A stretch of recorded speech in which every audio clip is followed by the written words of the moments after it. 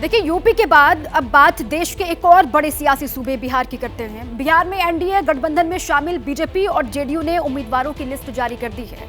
BJP ने सभी 17 तो जेडीयू ने सभी 16 सीटों पर अपने अपने उम्मीदवारों के नाम का ऐलान कर दिया। अधिकतर उम्मीदवार रिपीट किए गए हैं। सिर्फ सिवान, सीतामढ़ी, शिवहर और किशनगंज में नए चेहरों को चुनावी मैदान में उतारा गया है। वहीं दूसरी ओर बिहार में इंडिया अलायंस में फूट के आसार दिखाई दे रहे हैं। महागठबंधन में सीट शेयरिंग पर मचे घमासान के बीच लालू यादव, राबड़ी और तेजस्वी यादव दिल्ली पहुंचे हुए हैं। एक रिपोर्ट दिखाते हैं।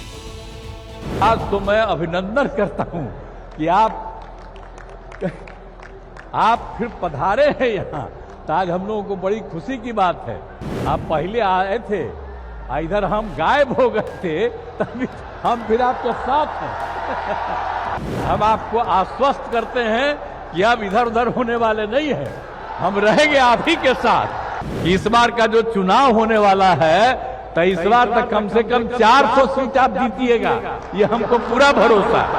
आज हम लोगों को बड़ी खुशी की बात है। आप पहले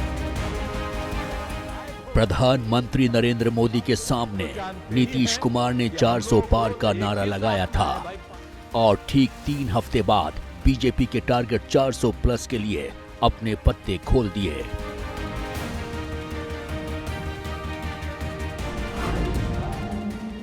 गठबंधन में जेडीयू को बिहार में 16 सीटें मिली हैं। सभी 16 सीटों के लिए उम्मीदवारों का ऐलान कर दिया गया है।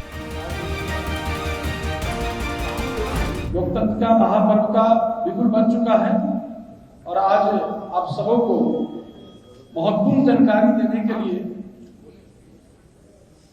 हम सबों के जो पार्टी के सर्वमान्य नेता माननीय मुख्यमंत्री नीतीश कुमार जी, राष्ट्रीय अध्यक्ष, जिन्हें जो हमारे हिस्से के जो सीट है उस सीट का उम्मीदवारी उन्होंने तय कर दिया है।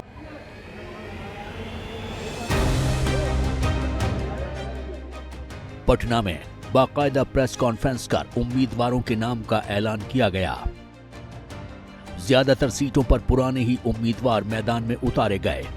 सिर्फ सीवान, सीतामढ़ी, शिवहर और किशनगंज में नए उम्मीदवार चुनाव मैदान में उतारे गए हैं।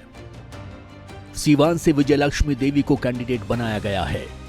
सीतामढ़ी से देवेश चंद्र ठाकुर, शिवहर से लवली आनंद और किशनगंज से मुजाहिद आलम को टिकट गया है, जबकि 2 मौजूदा सांसदों का टिकट काटा गया है।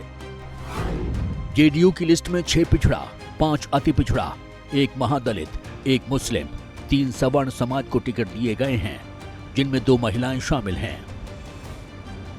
बिहार की 40 लोकसभा सीटों में से एनडीए गठबंधन में शामिल जेडीयू के हिस्से में 16 सीटें आई हैं, जबकि बीजेपी 17 सीटों पर चुनाव लड़ेगी।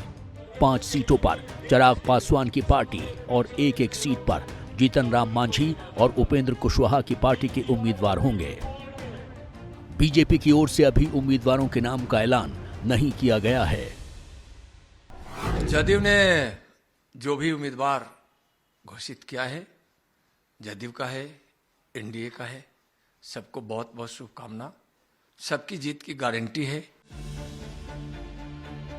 2019 के चुनाव में भी नीतीश कुमार एनडीए के ही साथ थे। तब एनडीए को 40 में से 39 सीटों पर जीत मिली थी। 1 सीट कांग्रेस के खाते में गई थी। 2019 में बिहार में एनडीए को कुल मिलाकर 54.34% वोट मिले थे। पिछले चुनाव में जेडीयू और बीजेपी ने 17 सीटों पर चुनाव लड़ा था और लोजपा 6 सीटों पर चुनाव लड़ी थी। बीजेपी और एलजेपी ने अपनी सभी सीटें जीती थीं। जेडीयू को 1 सीट पर हार का सामना करना पड़ा था। इस बार एनडीए का मुकाबला कांग्रेस और आरजेडी के इंडिया अलायंस से है, लेकिन नामांकन से पहले ही बिहार में महागठबंधन में टूट के संकेत दिखने लगे हैं। बिना सीट शेयरिंग के आरजेडी ने कई सीटों पर अपने उम्मीदवार तय कर दिए हैं।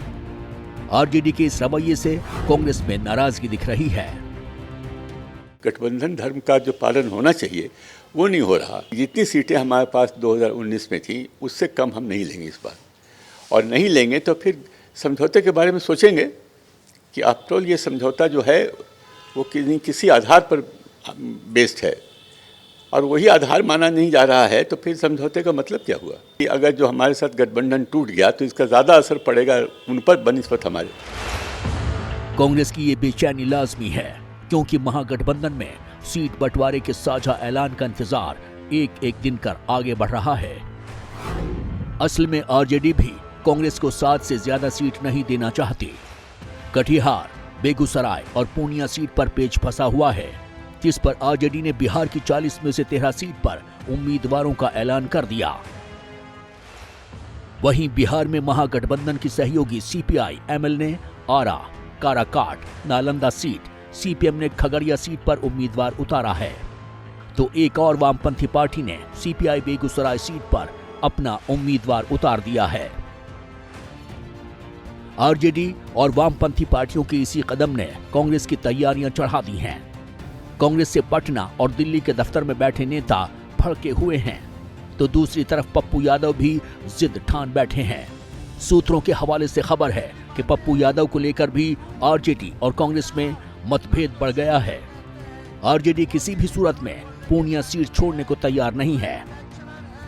लालू जी की अपनी तरीके हैं उस परिवार की। वो चाहते थे कि मैं मधेपुरा चुनाव लड़ूं, मैंने उन्हें मना कर दिया था कि मैं मधेपुरा नहीं लड़ूंगा सर, एज ए बेटे की तरह मैं आपकी मदद करूंगा, आप चुनाव लड़ाएं, मैं पूर्णिया नहीं छोड़ सकता।